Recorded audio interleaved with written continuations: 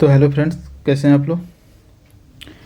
तो कल के क्लास में हम लोग विद्युत धारा अच्छे से पढ़ के उस चैप्टर को ख़त्म किए हैं और अब नेक्स्ट चैप्टर लाइट्स स्टार्ट करेंगे फिजिक्स में। लाइट चैप्टर भी बहुत इंपॉर्टेंट है। सबसे पहले इम्पोर्टेंट जो भी चैप्टर है वो करा देता हूँ। उसके बाद जो भी टॉपिक छूट जाएगा उसको बाद से मतलब एक एक करके करा दिया जाएगा। अभी सबसे बड़ा टॉपिक में लाइट है, ठीक है। तो स्टार्ट करते हैं इसमें। क्वेश्चन नंबर 1 है कि निम्न में से किस विकिरण में ऊर्जा प्रति क्वांटम सर्वाधिक होती है। तो ये आपको पता होना चाहिए कि जिसका तरंग दैर्ध्य जितना छोटा होगा वो उतना पावरफुल वो रे होगा, विकिरण वो उतना ही पावरफुल होगा। तो बोला है कि सबसे सर्वाधिक कौन सा होगा, तो सबसे कम कौन सा है, तो 200 से 280 नैनोमीटर। तो इसका ऑप्शन ए हो जाना चाहिए। ए ऑप्शन दिया हुआ है लेकिन ये गलत है, इसका ऑप्शन बी होगा, ठीक है। क्वेश्चन नंबर 2 है कि सौर विकिरण निम्न में से किस परास में दिखता है। तो वैसे सौर विकिरण तो 100 नैनोमीटर से 10 का पावर 6 नैनोमीटर होता है, लेकिन यहाँ पे ये नहीं पूछा है कि सौर विकिरण का, यहाँ पे पूछा है कि परास में दिखता, ये इम्पोर्टेंट है। दिखता यानी कि दृश्य का पूछ रहा है, ठीक है। तो दृश्य का यहाँ पर देखिए, दृश्य प्रकाश 400 नैनोमीटर से 700 नैनोमीटर होता है, तो ऑप्शन ये सही होगा। नेक्स्ट क्वेश्चन 3 नंबर क्वेश्चन है कि दृश्य प्रकाश का तरंग दैर्ध्य प्रसार कितना होता है। फिर से वही क्वेश्चन है। तो अभी हम लोगों ने पढ़ा था कि 400 से 700 नैनोमीटर होता है, तो उसके लगभग कौन है, तो ये डी है, 390 से 780 के बीच में। नेक्स्ट क्वेश्चन 5 नंबर है कि मानव आँख दृश्य प्रकाश के जिस तरंग दैर्ध्य के लिए सर्वाधिक सुग्राही है यानी कि सबसे अच्छा है, वो कौन सा है। तो अब अभी आप लोगों ने पढ़ा कि दृश्य कितना होता है, 400 से 700 नैनोमीटर। तो इसके बीच में एक आता है 555 नैनोमीटर, जो हम लोग की आँख के लिए बहुत अच्छा वो होता है तरंग दैर्ध्य। तो 555 नैनोमीटर को हम लोग अगर एंगस्ट्रम में बदलेंगे तो 5500 एंगस्ट्रम हो जाएगा। तो ऑप्शन इसका बी आंसर सही हो जाएगा। और ये जो 555 नैनोमीटर है इसमें दो लाइट जैसे कि ग्रीन और येलो, ये दो लाइट जो होता है यही दोनों आँख के लिए बहुत अच्छा होता है। नेक्स्ट क्वेश्चन है 5 नंबर, प्रकाश विकिरण की प्रकृति कैसी होती है। तो प्रकाश विकिरण की प्रकृति, प्रकाश तरंग के रूप में भी काम करता है और कण के रूप में भी काम करता है, ठीक है। तो कण के रूप में काम करता है, मतलब कण के रूप में जो अपना प्रकाश चलता है, ये कौन बताया था, तो ये न्यूटन बताए थे। ये कौन बताया था, तो न्यूटन। और तरंग के रूप में चलता है, ये कौन बताए थे, तो हाइजन बताए थे। हाइजन साइंटिस्ट बताए थे। लेकिन एक और है, जो एक और आदमी का थ्योरी आता है जिसको आप लोग सुने होंगे, Young's double split experiment. Young's double split experiment, ठीक है। ये साइंटिस्ट का नाम है यंग। ये जो सिद्धांत दिए इसमें ये बोले कि प्रकाश जो होता है वो कण और तरंग दोनों में समान चलता है, ये तो यंग साहब बोल दिए। इसके बाद फिर एक आए आइंस्टीन। आइंस्टीन भी यही बात बोले कि जो प्रकाश होता है वो कण और तरंग दोनों में चलता है। तरंग समझते हैं ना, तरंग ऐसे चलता है और कण ऐसे ऐसे चलेगा, मतलब ये छोटा छोटा ऐसे करके तरंग चलेगा, ये दोनों में चलता है। अब क्वेश्चन ये आता है कि तरंग में कौन सा चलेगा प्रकाश और इसमें कौन सा चलेगा। तो कण में चलता है विद्युत चुंबकीय जैसे प्रकाश का, जैसे विद्युत चुंबकीय का जैसे एरिया होता है वैसे ही प्रकाश का होता है, तो वहाँ पे कण वाले चलेंगे। और व्यतिकरण जैसे आगे में पढ़ने के आएगा कि व्यतिकरण क्या होता है, वो मैं बताऊंगा। व्यतिकरण हो गया, उसका विवर्तन हो जाएगा, ये सब इसमें चलते हैं, ठीक है। नेक्स्ट क्वेश्चन 6 नंबर है कि प्रकाश सीधी रेखा में चलता प्रतीत होता है क्योंकि। तो इसका आंसर हो जाए कि प्रकाश का तरंग दैर्ध्य बहुत छोटा होता है। तो एक्सप्लेनेशन देख लेते हैं कि प्रकाश का तरंग दैर्ध्य बहुत छोटा होता है और उसका विवर्तन भी बहुत छोटा होता है। तो हमारी आंखें नहीं देख सकती है, इसलिए प्रकाश हमें सीधी रेखा में चलते हुए प्रतीत होता है। नेक्स्ट क्वेश्चन है 7 नंबर, निम्नलिखित में से किसका वेग अधिकतम होता है? तो आप लोगों को पता है कि सबसे ज़्यादा वेग किसका होता है, तो प्रकाश का होता है। प्रकाश का वेग कितना होता है, तो 3 × 10⁸ मीटर प्रति सेकेंड होता है। ठीक है। Next question 8 number. 8 number question, एक निम्नलिखित में से कौन सा कथन सत्य है? तो ऑप्शन ए है कि प्रकाश का वेग अधिक होता है, ये तो सही है, लेकिन और भी देख लेते हैं। ध्वनि का वेग सबसे अधिक होता है, तो ये तो गलत है, क्योंकि ध्वनि का वेग कितना होता है, तो 352 मीटर प्रति सेकंड, और प्रकाश का कितना होता है, 3 × 10⁸ मीटर प्रति सेकंड। तो सबसे ज़्यादा तो ये हुआ। उसके बाद है, ये तो गलती हो गया, सी नंबर है, आकाशीय पिंडों का वेग सबसे अधिक होता है, ये भी गलती है, क्योंकि सबसे ज़्यादा स्पीड होता है प्रकाश का। ठीक है।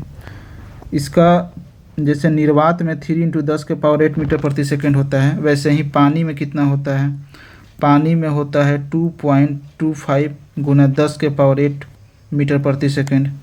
वैसे ही कांच में कितना होता है, ये सब याद कर लीजिएगा, क्योंकि ये सब बहुत बार क्वेश्चन आ जाते हैं मैचिंग करने के लिए। 2 × 10⁸ मीटर प्रति सेकंड। ठीक है। वैसे ही हीरा में कितना होता है, तो हीरा में 1.5 मीटर प्रति सेकंड, 10⁸ मीटर प्रति सेकंड, ऐसे ही होता है। ठीक है। नेक्स्ट क्वेश्चन है 9 नंबर, कि प्रकाश का शून्यावकाश यानी कि निर्वात में वेग का अनुमानतक क्या होगा, मतलब उसका वेग कितना होगा प्रकाश का? तो अभी बताया मैंने कि 3 × 10⁸ मीटर प्रति सेकंड स्क्वायर। देखिए सेम टू सेम एक और है, यहाँ पे किलोमीटर दिया हुआ है, लेकिन ये ऑप्शन नहीं होगा, मीटर प्रति सेकंड होगा। ठीक है। Next question 10 number. 10 number question है कि प्रकाश की गति, अभी हम लोग ने पढ़ा है 3 × 10⁸ मीटर प्रति सेकंड।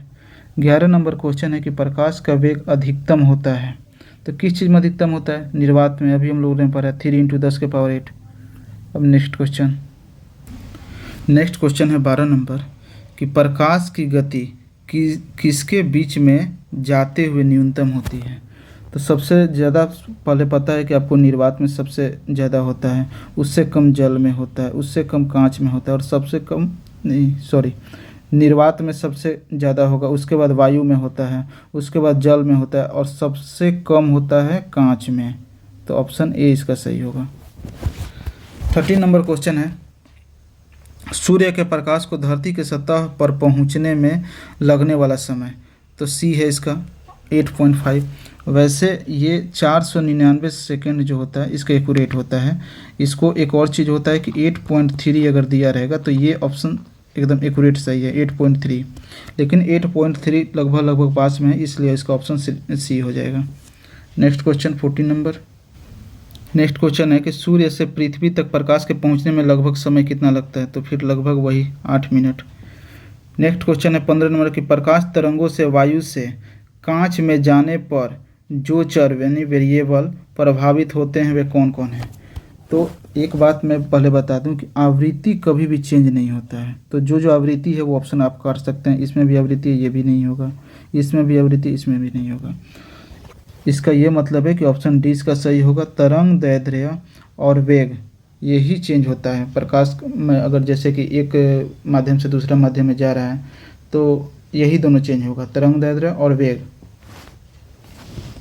ठीक है। स्पीड इजिकल टू तरंग दैर्ध्य गुने फ्रीक्वेंसी होता है। ये इम्पोर्टेंट है क्योंकि आगे में ये काम आएगा ये फॉर्मूला। नेक्स्ट क्वेश्चन 16 नंबर है कि जब प्रकाश एक माध्यम से दूसरे माध्यम में जाता है तो निम्न में से कौन सा अपरिवर्तित रहता है, यानी कि कौन सा नहीं बदलता है? तो अभी मैंने पीछे बता चुका हूँ कि आवृत्ति नहीं चेंज होता है, आवृत्ति हमेशा सेम होता है। तो क्या क्या बदलता है? तो तीव्रता बदल जाएगा, तरंग दैर्ध्य बदलता है और वेग बदलता है। नेक्स्ट क्वेश्चन है 17 नंबर कि जब प्रकाश की किरण सघन माध्यम से विरल माध्यम में गमन करती है तो क्या होता है? तो एक बात मैं बता देता हूँ आप कि जब भी सघन से विरल में जाएगा या विरल से सघन में, सबसे पहले ये समझ लीजिए कि जब विरल से सघन में, विरल टू सघन, विरल से सघन में जाएगा तो स्पीड घट जाएगा, स्पीड क्या होगा, कम हो जाएगा। और जब सघन से विरल में जाएगा तो स्पीड बढ़ जाता है। ठीक है, तो यहाँ पे देखिए सबसे पहले चाल बढ़ जाती है, तो ये दोनों तो सेम है, ये तो सही होना ही है। उसके बाद अभिलंब से दूर हट जाएगा और एक है अभिलंब की ओर झुक जाएगा। तो जब विरल से सघन के तरफ जाता है तो अभिलंब की ओर झुक जाता है, और जब सघन से विरल की तरफ जाता है तो अभिलंब से दूर हट जाता है। तो इसका ऑप्शन ए सही होगा। 18 नंबर क्वेश्चन है नेक्स्ट, निम्नांकित ऊर्जा रूपांतरणों में किसके द्वारा प्रकाश संश्लेषण क्रिया संपादन होती है। तो आप लोगों को पता है कि सूर्य से हम लोग का प्रकाश आता है, ठीक है, और उसको रासायनिक ऊर्जा में परिवर्तित करके पेड़ यूज करता है और उसको अपना खाना बनाता है, ग्लूकोज बनाता है। नेक्स्ट 19 नंबर है कि प्रकाश सजावट या विज्ञापन के लिए विसर्जन नलिका में प्रयुक्त होने वाली गैस कौन सी है। तो ये अभी विद्युत का चैप्टर अभी ख़त्म हो, उसमें मैं बहुत अच्छा से बता चुका हूँ कि उसके अंदर नियोन गैस भरी हुई रहती है। ठीक है, उसको डिस्चार्ज लैंप भी कहा जाता है, ट्यूबलाइट या कोई भी, जैसे उसमें नियोन गैस भरा जाता है। 20 नंबर क्वेश्चन, नेक्स्ट क्वेश्चन है, साबुन के पतले झाग में चमकदार रंगों का बनना किस परिघटना का परिणाम है। तो इसका ऑप्शन ए हो जाएगा कि बहुलित परावर्तन और व्यतिकरण। व्यतिकरण होता क्या है, सबसे पहले ये जानिए कि व्यतिकरण ये होता है कि जैसे कोई भी प्रकाश का तरंग निकलता है ना, तो ऐसे ऐसे निकलेगा तो ठीक है, तब आपको प्रकाश में कोई भी जैसे कि बहुत सारा कलर नहीं दिखेगा। लेकिन जहाँ ये सब जितना भी वेव है एक दूसरे में मिलने लगे, एक दूसरे में टकराने लगे, तो कलरफुल दिखने लगेगा। तो आप लोग देखते हो कि जो भी बुलबुला निकलता है साबुन वाला झाग से, तो वो कलरफुल होता है। तो जहाँ भी कलरफुल वाला आएगा उसका कारण व्यतिकरण ही होगा। ये समझ गए। नेक्स्ट क्वेश्चन है कि पूर्ण आंतरिक परावर्तन होता है जब प्रकाश, तो ये बता देता हूँ कि जब प्रकाश ये पूर्ण आंतरिक परावर्तन तभी होगा जब प्रकाश सघन से विरल में जाए। इवन जब प्रकाश सघन से विरल में जाता है, तो यहाँ पे ऑप्शन आप देख लीजिए कि सघन से विरल कहाँ जा रहा है। तो सघन हीरा और कांच, तो हीरा इसमें सघन है और कांच क्या है, विरल है। तो ऑप्शन ए इसका सही हो जाएगा। इसमें और भी देख सकते हैं, जैसे कि देखिए जल से कांच में, तो जल विरल है और ये सघन है, तो यहाँ विरल से कांच हो जा रहा है। वायु से जल में, यहाँ भी विरल से सघन हो जा रहा है, लेकिन एक ही ऑप्शन है जो सघन से विरल हो रहा है। तो पूर्ण आंतरिक परावर्तन के लिए दो शर्त होता है। शर्त नंबर एक होता है कि वो जो भी किरण है, जो भी विकिरण है, वो सघन से विरल में जाना चाहिए, पहल का शर्त। और दूसरा शर्त ये होना चाहिए कि आई जो होता है वो क्रांतिक कोण से बड़ा होना चाहिए। ठीक है। 22 नंबर क्वेश्चन कि प्रकाश तंतु ऑप्टिकल फाइबर किस सिद्धांत पर काम करता है। तो ये पूर्णांतिक परिवर्तन पर काम करता है। तो ये पहले बता देता हूँ कि पूर्णांतिक परिवर्तन पर कौन कौन चीज़ काम करता है। तो ये जैसे कि हो गया ऑप्टिकल फाइबर, ऑप्टिकल फाइबर का यूज पूर्णांतिक परिवर्तन इसमें होता है, तभी ये काम करता है। तो ऑप्टिकल फाइबर का यूज आप एक और चीज़ में देखते होंगे, एंडोस्कोपी में। एंडोस्कोपी क्या होता है, तो कभी कभी पेट में अल्सर हो जाता है, तो डॉक्टर लोग पेट में पतला सा मुंह के थ्रू या नाक के थ्रू, कोई भी शरीर के अंदर हम लोग का पेट में एक नली डालते हैं और उसमें कैमरा लगा रहता है। ठीक है, जिससे ये पता चल जाता है कि अंदर में पेट में कहाँ पे अल्सर है वगैरह चीज़। तो उसको देखने के लिए उसी यंत्र को एंडोस्कोपी बोला जाता है। तो ये एंडोस्कोपी ऑप्टिकल फाइबर होता है, ऑप्टिकल फाइबर पे ही काम करता है। और ऑप्टिकल फाइबर किस चीज़ पर काम करता है, तो ये पूर्णांतिक परिवर्तन पर काम करता है। इसमें और एक चीज़ होता है, ऑप्टिकल फाइबर जितना भी अभी इंटरनेट आप लोग देख रहे हैं, वो उसका जो भी तार होता है वो तार ऑप्टिकल फाइबर का ही बना रहता है। क्यों बना रहता है, वो तो जनरल तार भी यूज कर सकते हैं, वो तो और सस्ता होगा। ऑप्टिकल फाइबर का तार बहुत महंगा आता है। कारण यह है क्योंकि ऑप्टिकल फाइबर जो भी होता है, जैसे ऑप्टिकल फाइबर होता कैसे है पहले बता देता हूँ। ऐसे होता है, एक ऐसे नलिका होता है और एक बनाने तो नहीं आ रहा है, ऐसे होता है, ये हो गया, और एक इसके अंदर ऐसा होता है। ठीक है, ये होता है। इसके अंदर कोई भी किरण ऐसे गया, ऐसे ऐसे ऐसे ऐसे ऐसे ऐसे ऐसे टकराते रहता है और उसके बाद निकल जाता है। और ये जो लेयर होता है ना, ये कोई भी मतलब एनर्जी को ये स्टोर नहीं करता है। बात समझ में आया? एनर्जी को स्टोर नहीं करता, इसीलिए नेट हम लोग का फास्ट चलता है। ये जितना भी तार है वो एनर्जी को खींच भी लेता है और ये एनर्जी को मतलब अवशोषित नहीं करता है। इसलिए इस ऑप्टिकल फाइबर का यूज होता है महंगे महंगे तार में। ठीक है। अब नेक्स्ट क्वेश्चन 23 नंबर।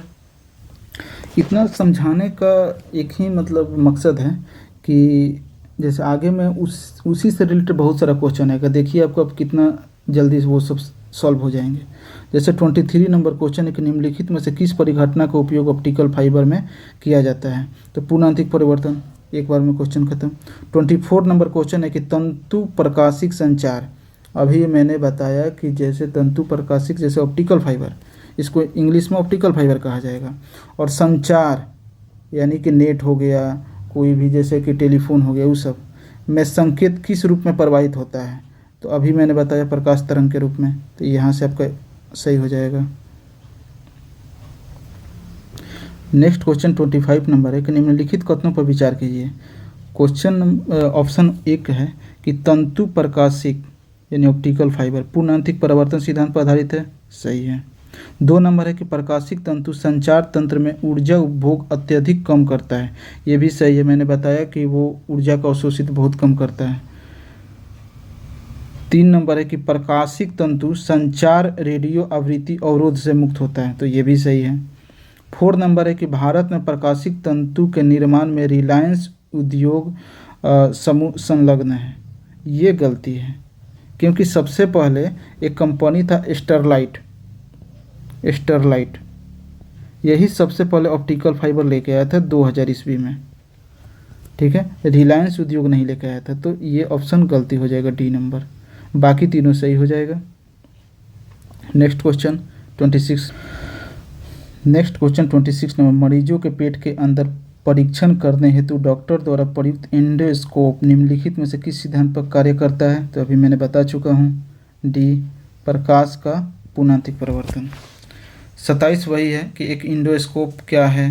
तो ये कैमरा का प्रकार तो है नहीं, संकीर्ण दूरदर्शी नहीं है, तो इसका डी ऑप्शन हो जाएगा। क्योंकि ये एक पतला नली जाता है और उसमें कैमरा लगा रहता है, तो कैमरा का प्रकार नहीं होता है, वो कैमरा ही रहता है, जनरल कैमरा रहता है और उसमें वीडियो वगैरह चीज़ मतलब उसमें बन जाती है, वैसा काम करता है। तो ये कैमरा का प्रकार नहीं होगा। जनरली लोग कैमरा का प्रकार ही मतलब आंसर लगाएंगे, लेकिन ये गलती है, डी इसका आंसर होगा। नेक्स्ट क्वेश्चन है 28 नंबर कि मृग मरीचिका का कारण क्या होता है? तो मृग मरीचिका का ऑप्शन डी हो जाएगा कि प्रकाश का पूर्ण आंतरिक परिवर्तन होता है। लेकिन एक चीज़ और है कि अगर ऑप्शन में बोल रहे कि अपवर्तन और प्रकाश का पूर्ण आंतरिक परिवर्तन, अगर बोले कि ए और बी, अगर ऑप्शन ये है ए और ऑप्शन बी है ये, तो दोनों होगा। लेकिन अगर दोनों में से एक ही चुनना हो तो प्रकाश का पूर्ण आंतरिक परिवर्तन चुनिएगा। पूर्ण आंतरिक परिवर्तन से होता क्या क्या है? तो एक मृग मरीचिका बनता है, एक मृग तृष्णा भी बनता है, मृग तृष्णा भी बनता है। ठीक है। और एक चीज़ और होता है, हीरा का चमकना, ये भी पूर्ण आंतरिक परिवर्तन के कारण ही होता है। ठीक है। नेक्स्ट क्वेश्चन 29 नंबर है कि मरीचिका का बनना उदाहरण है, तो कुल आंतरिक परिवर्तन का। ठीक है। अपवर्तन भी है, लेकिन अगर यही ऑप्शन ई रहता कि इसमें से एक से अधिक, तो ऑप्शन ई आप लोग लगाते, क्योंकि अपवर्तन भी है इसमें। 30 नंबर क्वेश्चन है मृग तृष्णा उदाहरण है पूर्णांतिक परिवर्तन का, बी ऑप्शन हो जाएगा आंसर। नेक्स्ट क्वेश्चन है दोस्त कि 31 निम्नलिखित में से प्राकृतिक तथ्यों पर विचार कीजिए। बोला है कि किस कथन के कारण मरीचिका बनती है? तो अभी मैंने बताया कि अपवर्तन भी इसमें शामिल है, इसीलिए हर चीज़ को अच्छे से एक्सप्लेन करके कि आगे का क्वेश्चन आपको आसान लगे। तो प्रकाश अपवर्तन हो गया। और स्थलीय तापमान, ये मरीचिका बनता कहाँ पे है? तो ये रेगिस्तान में बनता है। जब धूप आता है, जैसे मान लेते हैं ये लैंड है वहाँ का रेगिस्तान का, धूप में आपको पता है कि रेगिस्तान में यहाँ पर बालू रहता है, तो जो भी प्रकाश आता है वो बालू को गर्म कर देता है, इसका टेम्परेचर बढ़ा देता है। और इसका एक और कारण है मृग मरीच का बनने का कारण, क्योंकि यहाँ पर टेम्परेचर बढ़ जाता है। टेम्परेचर जब बढ़ जाएगा तो यहाँ पर जो भी ये एयर रहेगा, एयर दूर दूर हो जाएगा, तो एक ये भी कारण हो जाएगा। अच्छा से बता सकता हूँ, लेकिन अगर आप लोगों को अगर ये समझ में नहीं आ रहा है पुनांतिक परिवर्तन कैसे होता है, तो आप कमेंट कर दीजिएगा, तो वो लोग बता दूंगा मैं उसको अच्छा से, उसको 10-15 मिनट का एक वीडियो बना के उसको अच्छा से समझा दूंगा। ये लैंड जब गर्म हो जाएगा, क्योंकि यहाँ पर बालू रहता है, बालू रह जाएगा, जब यहाँ पर गर्म हो जाएगा तो आपको पता है कि गर्म वायु दूर दूर हटने लगता है, वायु का एयर का जो मोलिक्यूल है वो अलग अलग होने लगेगा। ऊपर जाने पर और थोड़ा सा मतलब डेंस हो जाएगा, क्योंकि ऊपर ठंडा हो जाएगा। यही सब है। 31 नंबर समझ गए। नेक्स्ट क्वेश्चन 32 है कि एक कटा हुआ हीरा क्यों जगमगाता है? पुनांतिक परिवर्तन के कारण, ये भी मैं पहले पढ़ा चुका हूँ। नेक्स्ट क्वेश्चन है कि 33 नंबर की उचित रीति से कटे हीरो का असाधारण चमक आधारभूत कारण है। आप लोगों ने पढ़ा हो कि हीरे पे धार नहीं आएगा तो हीरा का कीमत नहीं बढ़ता है। तो उसका कारण ये, हीरा का कीमत तब बढ़ता है जब हीरा पर कटिंग अच्छा से हुआ। और कटिंग होने का कारण ये होता है कि मान लेते हैं ये अगर हीरा है, ठीक है, ये हीरा है, अगर हीरा में अगर एक बार लाइट अगर अंदर आ गया तो ये लाइट जितना देर तक अंदर ही रहेगा, टकराते रहेगा, उतना ज़्यादा चमकेगा। तो हीरा को ऐसे काटा जाता है ताकि उसमें एक बार अगर लाइट अगर अंदर आ जाए तो जल्दी बाहर कहीं ना निकले, बाहर जल्दी ना निकले, तो उस हीरे का कीमत सबसे ज़्यादा होगा। तो वो देख लेते हैं। ऑप्शन नंबर बी है कि उसका अति उच्च अपवर्तनांक सूचकांक होता है। ठीक है। 34 नेक्स्ट है कि एक कटा हुआ हीरा जगमगाहट के साथ चमकता है, इसका कारण पूर्णांतिक परिवर्तन है। नेक्स्ट क्वेश्चन है 35 नंबर कि एक कटा हुआ हीरा जगमगाहट के साथ चमकता है। तो अभी हम लोग पढ़ चुके हैं कि पूर्णांतिक परिवर्तन के कारण। 36 नंबर क्वेश्चन नेक्स्ट है कि नीचे दो वक्तव्य दिए गए हैं जिसमें से एक को कथन और दूसरे को कारण कहा गया है। कथन एक है कि हीरा अपने ही आकार के अनुकारी कांच से अधिक झिलमिलाता है। ये सही है क्या? ये तो सही है, क्योंकि वो जनरल कांच से ज़्यादा चमकता है हीरा। कारण उसका यह है कि हीरे का अपवर्तनांक कांच के अपवर्तनांक से कम होता है। तो ये तो गलत है, क्योंकि अभी आप लोगों ने पढ़ा था कि अपवर्तनांक हीरे का कितना होता है, तो 2.42 होता है। ठीक है। और कांच का अपवर्तनांक कितना होता है, ये आप लोग कमेंट करके बताइएगा कि कांच का अपवर्तनांक कितना होता है। लेकिन ये बात जानिए कि हीरे से कम होता है कांच का अपवर्तनांक। तो इसका ऑप्शन सी हो जाएगा, ए सही है किंतु आर गलती हो जाएगा। नेक्स्ट क्वेश्चन है किसी वस्तु के त्रिविमीय यानी कि 3 डायमेंशनल प्रतिरूप को अंकित और पुनरावृत्ति करने की तकनीक का नाम क्या है? तो ये होलोग्राफी होता है। होलोग्राफी, इसको त्रिविमीय को आप 3D भी बहुत लोग कहते हैं कि 3D। तो 3D बनता क्या है? तो होलोग्राफी वह टेक्निक है जिसमें लेजर किरणों द्वारा एक फोटोग्राफी से किसी वस्तु के त्रिआयामी चित्र बनाया जाता है। होलोग्राफी से जो लेजर निकलता है उसी से 3D पिक्चर बनाया जाता है। होलोग्राफी ध्वनि, प्रकाश और किसी भी तरंग के साथ कार्य कर सकता है। होलोग्राफी का बहुधा उपयोग अभिलेखों को संचित करने और माइक्रोफिल्म में किया जाता है, और इसका उपयोग करके वास्तविक त्रिआयामी चरित्र भी तैयार किया जाता है। बहुत जगह आप देखिए कि जहाँ पर 3D पिक्चर है वो एकदम असली लगता है। उसका कारण यही है क्योंकि इसमें ध्वनि, प्रकाश और किसी भी तरंग के साथ वो अच्छा से अपना वर्क कर लेता है। ठीक है। Next question 38 number.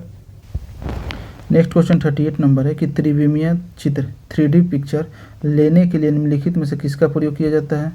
तो ये हम लोग पढ़ते हैं फोटोग्राफी। 39 नंबर क्वेश्चन है कि एक इलेक्ट्रॉनिक पुंज को फॉस्फोरस कोटेड पर्दे पर फोकस कर प्रतिबिंबों को पर्दे पर जनित करना क्या कहलाता है? तो जैसे पुराने ज़माने में आप लोग देखते हो कि जो टीवी होता था हम लोग का, ऐसे पीछे की तरफ ज़्यादा निकला हुआ होता था। ठीक है।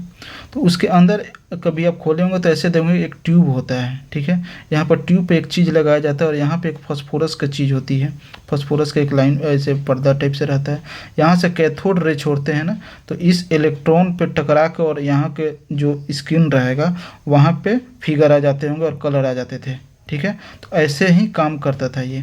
इसी को हम लोग रोस्टर स्कैन भी कहा जाता है। तो अब पता चला कि आपको फॉस्फोरस कोटेड पर्दे पर फोकस प्रतिबिंबों के पर्दे पर जनित क्या कहलाता है, तो रोस्टर स्कैन। इसको इंग्लिश में पढ़ेगा तो बहुत आसान रहेगा।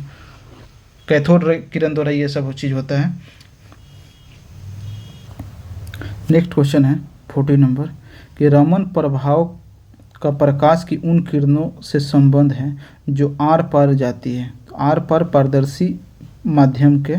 तो रमन प्रभाव कहता है कि रमन प्रभाव कहता है कि मान लेते हैं कोई भी अगर तरंग दैर्ध्य है, एकल तरंग दैर्ध्य और कोई पारदर्शी चीज़ है जैसे कि ठोस, द्रव या गैस, उसमें से कोई भी जैसे प्रकाश का विकिरण अगर पार हो रहा है, ठीक है, तो वही प्रकाश का जो प्रकीर्णित जो किरण होगा उसी के अध्ययन को रमन प्रभाव कहा जाता है। नेक्स्ट क्वेश्चन है 41 नंबर कि ध्वनि का पुनरुत्पाद यानी कि रिप्रोड्यूसिंग के लिए एक सीडी ऑडियो प्लेयर में प्रयुक्त होता है। तो क्वेश्चन ये बोल रहा है कि जैसे कि कोई एक सीडी होता है, सीडी का audio player, CD audio player में ध्वनि कैसे निकलता है, तो ये लेज़र बीम से निकलता है। जैसे आप लोग बहुत सारे जैसे डिस्क जहाँ पे लगाया जाता है वहाँ पे एक लेंस होता है, जो देखे होंगे, एक लेंस होता है। वो लेंस का काम क्या रहता है कि वो पराबैंगनी लेज़र प्रकाश को छोड़ता है और जो भी सीडी का जो डिस्क होता है ना, उसका जो कलरफुल जो जगह होता है जो चमकता है उसी पे वो लेज़र पड़ता है, ठीक है, और वो परावर्तित होकर ध्वनि निकलता है, तो उस पर टकरा के और उससे ध्वनि निकलता है। तो ऐसे ये सीडी का ऑडियो प्लेयर काम करता है। नेक्स्ट क्वेश्चन 42 नंबर है कि जब एक सीडी ऑडियो और वीडियो प्रणाली के प्रयुक्त होने वाली कॉम्पेटिक्स, इसका मतलब एक ही आप लोग कैसेट देखे होंगे, सीडी वही सूर्य के प्रकाश में देखी जाती है तो इंद्रधनुष के समान दिखाई पड़ता है। इसकी व्याख्या की जा सकती है। तो एक तो उस पर परावर्तन, जब तक उस पर लाइट नहीं पड़ेगा तो वो चमकेगा ही, तो परावर्तन तो होता ही है। उसके बाद उस पर विवर्तन होता है। विवर्तन क्या होता है? विवर्तन यानी कि कहीं से लाइट गुजर जाना। जैसे मान लेते हैं एक पतला छिद्र भी है, यहाँ से लाइट गुजर के और यहाँ पे जाके बिखर जाना, ऐसे, इसी को विवर्तन कहा जाता है, ठीक है। तो इसका ऑप्शन ए सही होगा कि परावर्तन और विवर्तन। 42 नंबर क्वेश्चन का ए आंसर होगा। नेक्स्ट क्वेश्चन 43, निम्नलिखित कथनों पर विचार कीजिए। एक नंबर है कि दीर्घ तरंग दैर्ध्य वाले प्रकाश का प्रकीर्णन लघु तरंग दैर्ध्य वाले प्रकाश से कहीं अधिक होता है। तो ये गलत होता है क्योंकि ये इन्वर्स प्रोपोर्शनल होता है। एक मिनट, इसका क्या होना चाहिए, ये तो सही है क्योंकि इसका स्कैटरिंग इजिकल टू 1/, तरंग दैर्ध्य होता है, यानी कि जिसका तरंग दैर्ध्य सबसे ज़्यादा होगा उसका इन्वर्सली प्रोपोर्शनल दिख रहा है आपको स्कैटरिंग का। स्कैटरिंग यानी कि प्रकीर्णन, प्रकीर्णन का उल्टा होता है। अगर तरंग दैर्ध्य बढ़ेगा तो प्रकीर्णन घटेगा, तो लेकिन यहाँ पे उल्टा बोला गया है कि तरंग दैर्ध्य बढ़ रहा है तो प्रकीर्णन भी बढ़ रहा है। तो एक नंबर ऑप्शन गलती हो जाएगा। 2 नंबर है कि जल में दृश्य प्रकाश की गति निर्वात की गति का 0.95 गुना होता है। तो जी नहीं, 0.95 नहीं होता है, 0.75 गुना होता है, तो ये भी गलती है। 3 नंबर है कि रेडियो तरंगे द्रुतगामी दोलायमान वैद्युत धाराओं से उत्पन्न होती है। तो ये तो सही बात है। 4 नंबर क्वेश्चन है कि अति चालन वाहनों को पता लगाने के लिए डॉपलर के परावर्तित लघु रेडियो तरंग का उपयोग होता है। तो जैसे स्पीड मापने के लिए बहुत बार आप लोग ये देखते हो कि जहाँ पर जैसे कि कहीं भी ज़्यादा डेंसिटी वाले जैसे मार्केट वाला इलाका हो गया, वहाँ पर बोला जाता है कि आप 40 के स्पीड से ही चलाइए, नहीं तो अगर ज़्यादा गए तो चालान कट जाएगा। तो कैसे पता चलता है पुलिस को कि आप लोग मतलब अगर 40 का स्पीड है और आप 50 के स्पीड से गए तो चालान कट जाएगा? इसका ये वहाँ पर डॉपलर प्रभाव यूज होता है, डॉपलर प्रभाव यूज होता है और वहाँ पर लघु रेडियो तरंग का उपयोग किया जाता है, तब जाके पता चलता है कि आप लोग 50 का स्पीड से पार कर चुके हैं। तो इसके 3 और 4 आंसर हो जाएगा, यही सही होगा। नेक्स्ट क्वेश्चन 44 नंबर है कि एक चलचित्र में यानी कि एक फिल्म में पूरी फिल्म के एक सिरे से दूसरी सिरे तक सामान्यतः 24 फ्रेम प्रति सेकेंड पर प्रोजेक्टेड किए जाते हैं। इसका एक मतलब है कि एक फिगर से दूसरे फिगर में बदलने के लिए वही 24 फ्रेम का वही बात हो रहा है कि एक सेकेंड में 24 को बदल सकते हैं। तो ये सही बात है, कथन एक सही है। कारण यह है कि आँख का रेटिना पर निर्मित प्रतिबिंब उद्दीपन हटाने के लिए 0.1 सेकेंड तक बना रहता है। तो ये गलती है। आँख पर कोई भी फिगर 1/16 सेकेंड तक बना रहता है, ठीक है। तो ये ऑप्शन सी सही हो जाएगा। नेक्स्ट क्वेश्चन 45 नंबर 45 नंबर है कि दूरदर्शन के संकेत एक निश्चित दूरी के बाद मिल सकते हैं क्योंकि नहीं मिल सकते हैं, सॉरी, नहीं मिल सकते हैं क्योंकि डी इसका है कि पृथ्वी का सतह वक्राकार है। तो ये तो सही बात है कि मान लेते हैं कि ये जो हम लोग का पृथ्वी है, इस पर कहीं भी अगर एंटीना या कोई भी उपग्रह अगर छोड़ा जा रहा है तो इधर इधर इधर निकल जाएगा। अगर यही मतलब ये चतुर्भुजाकार रहेगा तो एक एक दिशा में रहता है, यहाँ नहीं तो यहाँ तो टकरा ही जाता है, लेकिन ये वक्राकार है इसलिए इधर उधर भी चला जाएगा। ठीक है, तो 45 का आंसर डी हो जाएगा, पृथ्वी का सतह वक्राकार है इसलिए ज़्यादा दूर जाने पर जैसे एंटीना ज़्यादा दूर वाला पे नहीं मतलब कैच करता है। तो आज के लिए बस इतना ही रहने देता हूँ, और नेक्स्ट जो इसमें टोटल क्वेश्चन लगभग 138 है। ठीक है, तो 2 क्लास और इसमें लगेंगे, उसके बाद लाइट चैप्टर आपका कंप्लीट हो जाएगा। और उसके बाद भी अगर मुझको लगेगा, क्योंकि थर्ड जो भी इसका वीडियो बनेगा वो छोटा रहेगा क्योंकि उसमें कम क्वेश्चन रहेगा, तो उसमें बाकी जो भी कंसेप्ट होंगे वो बता दूंगा मैं। ठीक है, तो आज के लिए बस इतना ही। Thank you.